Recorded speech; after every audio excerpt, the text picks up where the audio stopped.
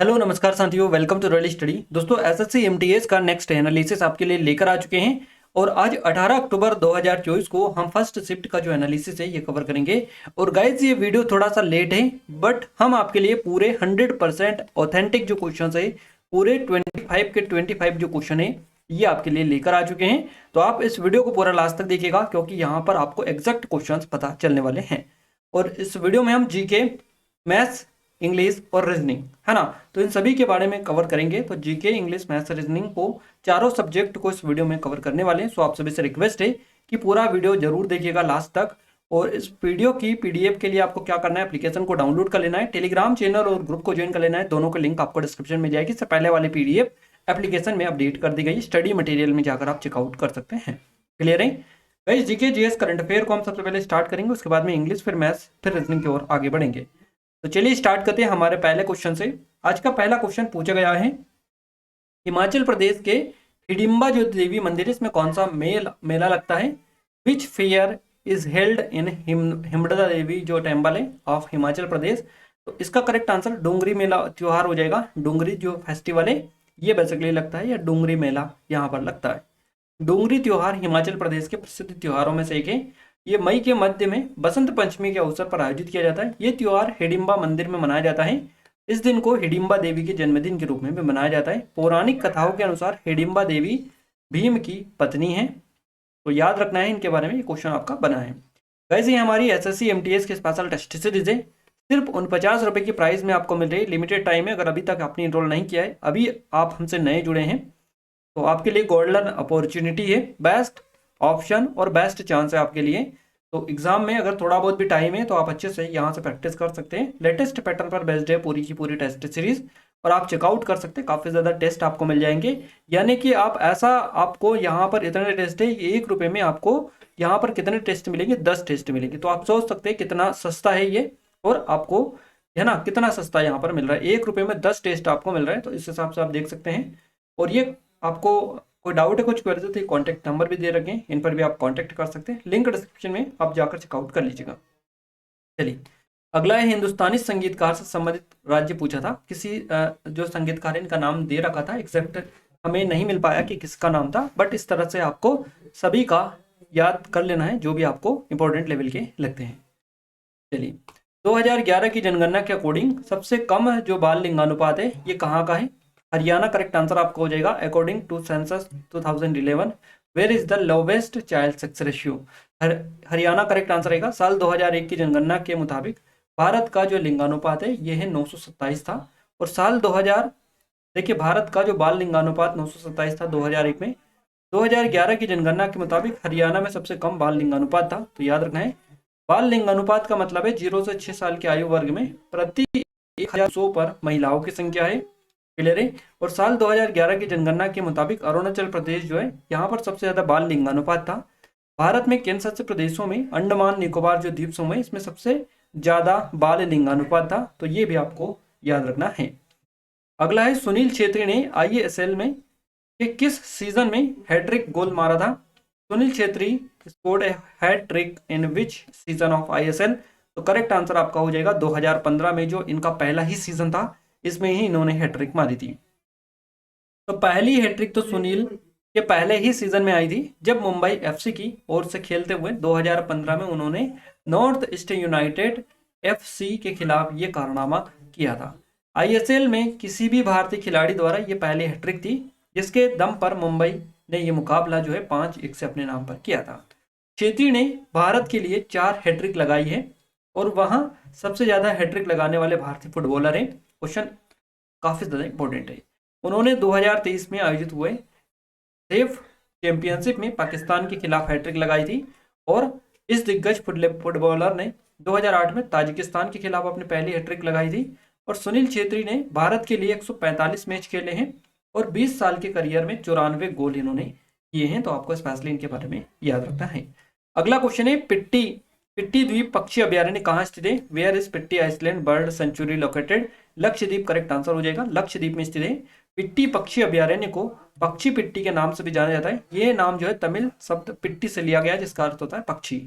यह जो है कजल्ली टर्न, ग्रेटर क्रेस्टेड टर्न और ब्राउन नोडी जैसे पोल्जिक पेलजिक पक्षियों के लिए महत्वपूर्ण घोंसला बनाने वाला स्थान है। यह समुद्री कछुओं के लिए एक प्रमुख प्रजनन स्थल भी है। ये जो द्वीप है कवरत्ती तहसील या जिले के अंतर्गत आता है और ये सूखे मूंगा मलबे पर इन पक्षियों के घोंसले को अगल बगल खोजने के लिए जगह सबसे अच्छी है। इस अभयारण्य में यहाँ 75 समुद्री पक्षी प्रजातियां पाई जा सकती हैं और ये लक्षद्वीप वन्यजीव अभयारण्यों में भारत में सबसे प्रसिद्ध पक्षी देखने वाले स्थलों में से एक माना जाता है। अगला क्वेश्चन है, उड़ीसा में स्थानांतरित जो कृषि है या खेती है ये की जाती है, तो ये पोंडू, डाबी, कोमान या फिर बोरेगांव के नाम से की जाती है। स्थानांतरण खेती जो है इसको उड़ीसा में पोंडू, डाबी, कोमान और बारीगा इसके नाम से जाना जाता है। यह एक आदिम कृषि पद्धति है जिसमें पेड़ों को काटकर जलाकर जमीन साफ की जाती है और फिर उस पर खेती की जाती है। तो इस तरह की खेती ये होती है। जब जमीन की उर्वरता कम हो जाती है तो उसे छोड़ दिया जाता है और वहां फिर से पेड़ पौधे जो है उगने लगते हैं और दूसरी जगह पर फिर ऐसे ही जो प्रोसेस है ये अप्लाई जाती है, यानी कि दूसरी जगह पर फिर जाकर वहां पर पेड़ पौधों को काटा जाता है, जलाया जाता है, फिर वहां पर खेत साफ करके जगह को साफ करके खेती की जाती है। फिर जब उसकी उर्वरता कम होती है फिर दूसरी जगह पर उसका चयन किया जाता है खेती के लिए। तो ये जो प्रोसेस है चलती रहती है, इसी को कहता है स्थानांतरित खेती। इसको झूम कृषि, स्लेश एंड बर्न कृषि या फिर स्वीडन खेती के नाम से भी जाना जाता है। अगला क्वेश्चन है, कथकली नृत्य किस प्रांत से संबंधित है? केरला आपका करेक्ट आंसर हो जाएगा। कथकली एक भारतीय शास्त्रीय नृत्य रूप है जो कला की कहानी नाटक शैली है जो केरल का लोक नृत्य है। कथकली पारंपरिक नृत्य शैली की सबसे कठिन शैली है। इसमें अभिनेता संकेत भाषा बोलते हैं जहां हाथ के इशारों का उपयोग चरित्र के शब्द भाग को निर्देशित करने के लिए किया जाता है। चेहरे और आंखों की गति भावनाओं और मनोदशा को व्यक्त करती है। कथकली रामायण और महाभारत के महाकाव्यों पर आधारित है। कथकली में 24 मुख्य मुद्राएं और कई अन्य छोटी मुद्राएं देखने को मिलती है। नाटक में चरित्र की भावनात्मक स्थिति को व्यक्त करने के लिए 9 चेहरे के भाव है जिन्हें नवरस कहा जाता है, जिसे प्रत्येक अभिनेता अपनी शिक्षा के दौरान चेहरे की मांसपेशियों पर नियंत्रण के माध्यम से प्राप्त करता है।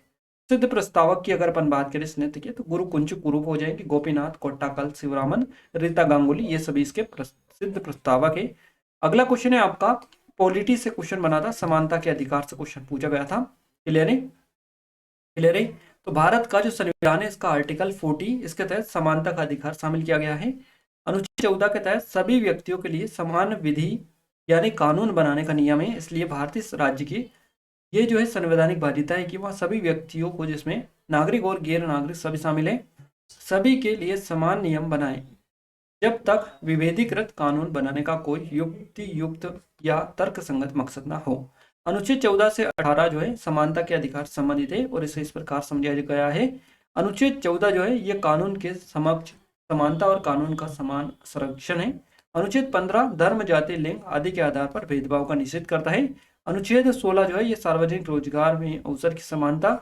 अनुच्छेद 17 अस्पृश्यता का उन्मूलन से रिलेटेड है और अनुच्छेद 18 ये उपाधियों के उन्मूलन से ही इसका संबंध है। इन सभी को अच्छे से आप याद रखिएगा। नेक्स्ट है, जम्मू कश्मीर के बारे में किस कवि ने लिखा था?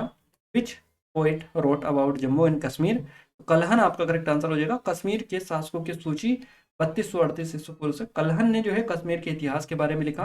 कल्हन एक प्रसिद्ध इतिहासकार और कवि थे और उन्होंने कश्मीर के इतिहास को संस्कृत में लिखा था जिसका नाम था राजतरंगिनी और इसका जो शाब्दिक अर्थ है यह है राजाओं की नदी।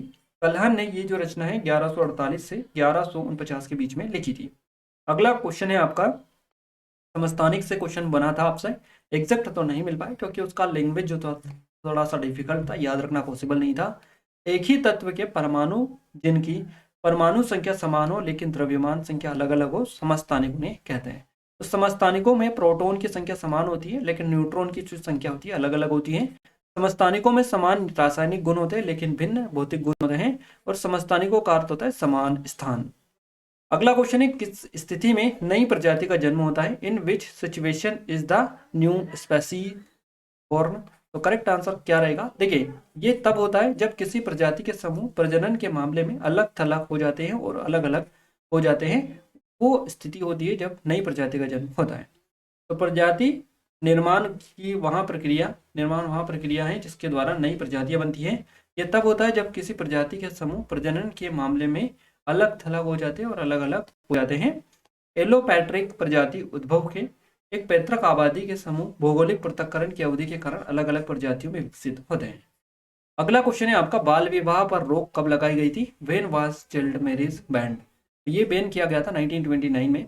भारत में बाल विवाह पर रोक लगाने के लिए सबसे पहले साल 1929 में बाल विवाह निरोधक अधिनियम पारित किया गया था। इसके बाद साल 1950 में, फिर 1978, फिर 2006 में इसमें संशोधन किए गए। फिलहाल भारत में बाल विवाह की न्यूनतम जो आयु है लड़कियों के लिए 18 साल है और लड़कों के लिए 21 साल है। चलिए अगला क्वेश्चन है, कुमार गंधर्व का जन्म किस राज्य में हुआ था? तो ये हुआ था कर्नाटका में, कर्नाटका। पंडित कुमार गंधर्व, इनका जन्म कर्नाटक के बेलगाम जिले के सुलेभावी गांव में हुआ था। कुमार गंधर्व हिंदुस्तानी शास्त्रीय संगीत के दिग्गज थे और उनका असली नाम था शिव नारायण राय हालकोर। और कुमार गंधर्व ने मालती गीतों को राग दरबारी ढंग से गाया था, सूर, कबीर और मीरा के पदों को जनता तक पहुंचाया और गांधी मल्हार रागों की इन्होंने रचना की थी। उन्होंने अनुप्राग विलास नामक पुस्तक लिखकर संगीत प्रेमियों को संगीत की सीख भी दी थी। अगला क्वेश्चन है, मिट्टी का निर्माण किस कारण से होता है? तो समय, जलवायु, मूल सामग्री, स्थलाकृति और राहत और जीव, इन सभी के कारण होती है मिट्टी का निर्माण। तो मृदा 5 प्रमुख कारकों की परस्पर क्रिया के माध्यम से बनती है: समय, जलवायु, मूल सामग्री, स्थलाकृति और राहत, जीव। प्रत्येक कारक का सापेक्ष प्रभाव स्थान से भिन्न होता है, लेकिन सभी 5 कारकों का संयोजन सामान्य रूप से किसी भी स्थान पर विकसित होने वाली मृदा के प्रकारों को निर्धारित करता है। क्षमीय मृदा का निर्माण एक सतत प्रक्रिया है और आमतौर पर महत्वपूर्ण परिवर्तन होने में कई हजार साल लग जाते हैं। अगला क्वेश्चन पूछा गया, बराक ओबामा के पिता का नाम पूछा गया, क्या था? What was Barack Obama's father's name? तो करेक्ट आंसर हो जाएगा बराक ओबामा सीनियर। इनके पिता का नाम था, बराक ओबामा के पिता का नाम बराक ओबामा सीनियर। क्लियर है? तो बराक ओबामा के पिता का नाम बराक ओबामा सीनियर था। वे केन्याई थे और केन्या सरकार में अर्थशास्त्री बने थे। बराक ओबामा के माता पिता की शादी हवाई विश्वविद्यालय में छात्र रहते हुए हुई थी। बराक ओबामा की माँ का नाम S.N. डनहम था और वे एक अमेरिकी मानव विज्ञानी थी। इंडोनेशिया के आर्थिक, नृविज्ञान और ग्रामीण विकास में भी विशेषज्ञ भी थी। तो बराक ओबामा और उनके माता पिता का जो तलाक था 1964 में हो गया था। अगला क्वेश्चन है आपका, शोभना नारायण को किस नृत्य के लिए पद्मश्री पुरस्कार मिला? इनको कथक नृत्य में उनके योगदान के लिए बेसिकली पद्मश्री दिया गया। शोभना नारायण एक भारतीय कथक नर्तक और भारतीय लेखा परीक्षा और लेखा सेवा की एक करियर अधिकारी थे। वह भारत और अंतर्राष्ट्रीय स्तर पर कथक का प्रतिनिधित्व करती है। उन्हें पद्मश्री से सम्मानित किया गया है। कथक की शुरुआत सामान्य रूप से उत्तर भारत के जो प्रारंभिक भाग उत्तर प्रदेश है, इसमें कथक या कथाकार के रूप में माना जाता है। मंत्र मुक्त कर देने वाला, सटीक और संपादित करने वाला कदमों का उपयोग, साथ ही शरीर के ऊपरी हिस्से की सुंदर लेकिन विस्तृत वहन, हाथों की स्थिति और चेहरे के भाव कथक के विविध सांस्कृतिक प्रभावों को प्रदर्शित करते हैं। अगला क्वेश्चन है आपका, भारत के संविधान का अनुच्छेद 157 किससे संबंधित है? तो राज्यपाल के रूप में नियुक्ति के लिए योग्यता से इसका संबंध है। ये क्वेश्चन आज सेकंड बार पूछे जा रहा है, इससे पहले भी पूछा जा चुका है। राज्यपाल के रूप में नियुक्ति के लिए पात्र होने वाला व्यक्ति भारत का नागरिक होना चाहिए, 35 वर्ष की आयु पूर्ण कर चुकी होनी चाहिए और राज्यपाल विधानमंडल या संसद का सदस्य नहीं होगा, लाभ का पद धारण नहीं करेगा और परिलब्धियों और भत्तों का हकदार भी ये होगा। अगला क्वेश्चन है आपका, ये क्वेश्चन आपका डबल से पूछे जा रहे, रिपीटेड है, यानी कि इससे पहले भी पूछा जा चुका है। पुस्तक है एस अगेंस्ट ऑड्स, इसके लेखक कौन है? तो वो is the author of the book S against odds. तो सानिया मिर्जा करेक्ट आंसर हो जाएगा। ये सानिया मिर्जा की आत्मकथा है, याद रखना है। एस अगेंस्ट ऑड्स पुस्तक की लेखिका सानिया मिर्जा है। किताब एक आत्मकथा है, अर्थात सानिया मिर्जा ने खुद के अपने जीवन के बारे में इसको लिखा है। पुस्तक भारतीय अभिनेता शाहरुख खान द्वारा जुलाई 2016 में विमोचित की गई। सानिया मिर्जा एक प्रसिद्ध भारतीय टेनिस खिलाड़ी है और पूर्व विश्व नंबर 1 और उन्होंने 6 ग्रैंड स्लैम जीते हैं और वर्ष 2013 में जो है एकल से इन्होंने सेवानिवृत्ति ले ली है। रोपन बोपन्ना भारत के एक पेशेवर टेनिस खिलाड़ी है और उन्होंने रोबिएला ड्रावोवस्की के साथ 2017 फ्रेंच ओपन मिश्रित डबल के खिताब जीता है। लिएंडर पेस के बारे में बात करें तो एक विश्व प्रसिद्ध भारतीय टेनिस खिलाड़ी है जिनके पास में डेविस कप से में सबसे बड़ी युगल जीत है। यूकी भांवरी जो है ये भी टेनिस खिलाड़ी है, डेविस कप में भारत का प्रतिनिधित्व करते हैं और पूर्व जूनियर नंबर 1 ये हैं। अगला क्वेश्चन है, स्मार्ट सिटी मिशन की समय सीमा 2023 से बढ़ाकर कितनी कर दी गई? तो इसको कर दिया गया 31 मार्च 2025। हाल ही में केंद्र सरकार ने स्मार्ट सिटी मिशन की समय सीमा जो है 31 मार्च 2025 तक बढ़ाने का फैसला किया है। इस मिशन को शुरू 2020 में तक पूरा करने की योजना बनाई गई थी, लेकिन इसे पहले ही 2 बार बढ़ाया जा चुका है, यानी कि फिर 2023 किया गया और अब इसको 2025 किया गया। अगला है आपका पोडू या पेंधा किस राज्य से संबंधित है? तो आंध्र प्रदेश करेक्ट आंसर रहेगा। ये भी क्वेश्चन आपका सेकंड टाइम अब पूछा जा रहा है, इससे पहले अभी 2-3 दिन पहले ये पूछा गया था। भारत में खेती के इस आदिम रूप को कहा जाता है पेंडू या पेंदा। क्लियर है? तो मध्य प्रदेश में बेबर या दैया कहा जाता है इसको, आंध्र प्रदेश में पोडू या पेंदा कहा जाता है, उड़ीसा में पंपी, दबी, कोमन या सेदा। पश्चिमी जो घाट है यहाँ पर कुमारी इसको बोला जाता है। दक्षिण पूर्वी राजस्थान में वेल्लेर या वोल्ट्रे। हिमालय जो हिमालयन बेल्ट है इसमें खील है। और झारखंड में कोरुआ इसको कहा जाता है। उत्तर पूर्वी राज्यों जैसे कि असम, मेघालय, मिजोरम, नागालैंड में इसको झूमिंग बोला जाता है। मणिपुर में पामलो इसको कहा जाता है। छत्तीसगढ़ का जो बस्तर जिला है इसमें दीपा कहा जाता है। और अंडमान निकोबार द्वीप समूह जो है इसमें इसके नाम से इसको जाना जाता है, तो आपको स्पेशली याद रखना है। अगला है किस अनुच्छेद के तहत संसद राज्य या केंद्र शासित प्रदेश के भीतर रोजगार के लिए एक शर्त निर्धारित कर सकती है? आर्टिकल 16 करेक्ट आंसर आपका हो जाएगा। अनुच्छेद 16 हमारे संविधान के भाग 3 के अंतर्गत आता है, जो मौलिक अधिकारों की बात करता है। यह अनुच्छेद सार्वजनिक रोजगार के मामलों में समानता से संबंधित है और इसमें कहा गया है कि किसी भी नागरिक के साथ केवल धर्म, जाति, लिंग, नस्ल या जन्म या निवास के स्थान पर भेदभाव नहीं किया जाना चाहिए। हालांकि ये जो है इस संबंध में निम्नानुसार 3 अपवाद भी प्रदान करता है। कुछ मामलों में संसद को रोजगार के लिए शर्त के रूप में आवास की निर्धारित अनुमति देता है। पिछड़ा वर्ग के पक्ष में आरक्षण धार्मिक संस्थान से संबंधित कार्यालय में नियुक्ति के लिए एक शर्त के रूप में धर्म है। अगला क्वेश्चन है आपका 2024 में ब्रीडिंग की प्रतिष्ठित ब्लावार्टनिक पुरस्कार जो है कितने भारतीय वैज्ञानिकों को मिला है? तो ये मिला है 3 भारतीय वैज्ञानिकों को। इनमें राहुल आर नायर, मेहुल मालिक, देखिए राहुल आर नायर, मेहुल मलिक और तन्मय भारत, ये सभी इसमें शामिल है, तो आपको स्पेशली याद रखना है। ये जो पुरस्कार है, पुरस्कार शुरुआती करियर के वैज्ञानिकों के उत्कृष्ट उपलब्धियों और योगदान को पहचानने के लिए दिया जाता है। इस पुरस्कार के तहत इन 3 शोधकर्ताओं को 4,80,000 पाउंड की राशि दी गई है। इसके अलावा उन्हें अपने शोध को आगे बढ़ाने के लिए भी अनुदान दिया गया है। अगला क्वेश्चन है अर्थशास्त्र के लेखक किसके समकालीन था? अर्थशास्त्र के जो लेखक थे इनका नाम है कौटिल्य। कौटिल्य किसके समकालीन थे? तो ये थे चंद्रगुप्त मौर्य के। क्लियर है? यही क्वेश्चन बना है। कौटिल्य को चाणक्य के नाम से भी जाना जाता है, विष्णुगुप्त इनको कहा जाता है। चंद्रगुप्त मौर्य के शिक्षक, परामर्शदाता और मुख्य सलाहकार थे ये। कौटिल्य ने मौर्य काल में अर्थशास्त्र लिखा था और यह संस्कृत में लिखी गई एक प्राचीन भारतीय शोध प्रबंधात्मक पुस्तक है।